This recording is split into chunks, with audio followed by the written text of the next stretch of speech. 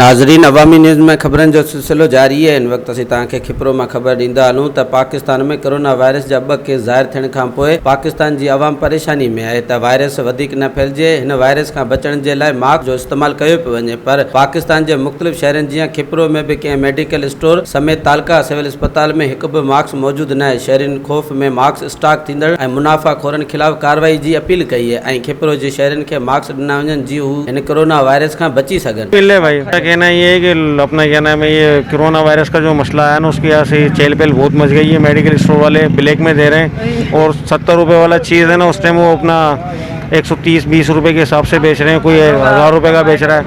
और मसला दूसरा है कि कराची के अंदर भी इसके पास जाएँ तो 1800 रुपये 1900 रुपये का पैकेट दिया जा रहा है।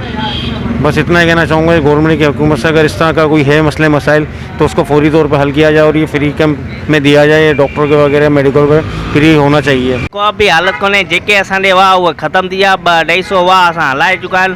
कराची वियासीं, कराची जा हालत अहिड़ा आहिनि जो कुझु मिलण लाइ तयारु कोन्हे।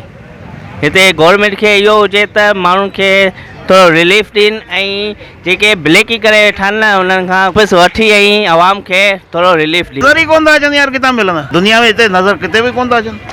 मिलनि त माण्हू वठनि। पोइ गवर्नमेंट जा सुती पई आहे, जॾहिं जागंदी त पोइ ख़बर पवंदी हाल तेसिताईं त कम ई लही वेंदो माण्हुनि जो। मास्क असांखे मिले ई कोन थो। तक़रीबन कराची वञी पुछा कयूं त उहो पैकेट जेको होलसेल मार्केट में जेको 100 रुपये जो बि हो न पैकेट, उहो हींअर 2500 रुपया हले पियो। हाणे हिते असीं वठी अचूं 2500 रुपया, भले न मुनाफ़ो रखूं, पोइ बि उहो तक़रीबन 10-20 रुपया पए थो। ग़रीब माण्हू किथां पुॼी सघंदा?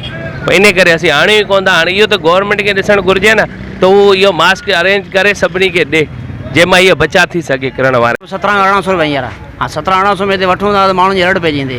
जो खसीस पैकेट असांजा जेका 2 महीना पहिरीं 80 रुपये में ईंदो हुओ, हाणे 80 वारो चइबो 1700 रुपये हींअर। उन टाइम असां हलंदो 5 खां 10 रुपये दाणो हलंदो हुओ।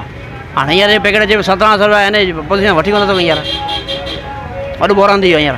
हिन छा असांजो इलाही वधि चवंदा गवर्नमेंट अपील कंदासीं फौरी एक्शन खयो वञे। जेके माफ़िया ठाहिनि, जेके स्टाकर जेके आहिनि उन एक्शन खयो वञे। एक्शन गवर्नमेंट खणंदी त असांखे ज़ाहिर उन रेट में मिली वेंदो आहे। वधीक ख़बरनि ऐं तफ़सील जे लाइ विज़िट कयो असांजी वेबसाइट awamiNewsHD.com ऐं ॾिसंदा रहो अवामी न्यूज़।